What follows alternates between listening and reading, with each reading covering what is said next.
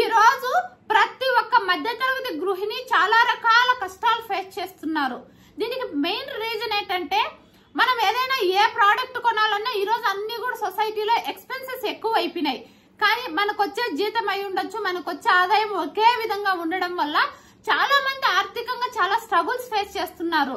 చాలా మంది బాధపడుతున్నారు. నేను నా కుటుంబానికి నా వంతు నేను ఎలా హెల్ప్ చేయగలుగుతాను, మా ఫ్యామిలీకి నేను ఏమైనా ఆర్థికంగా సపోర్ట్ గా ఉండాలంటే నేను ఏం చేయాలి అనేసి చాలా మంది ఆలోచిస్తున్నారు. నా పిల్లల ఫ్యూచర్ బాగుండాలి, నాకంటూ ఒక గుర్తింపు కావాలని తపనైతే ఉంది. కానీ నేను ఇవన్నీ చేయాలంటే నాకు మెయిన్ చదువు కావాలి, నేను చదువుకోలేదు అని చాలా మంది ఈ రోజుల్లో అనుకుంటున్నారు.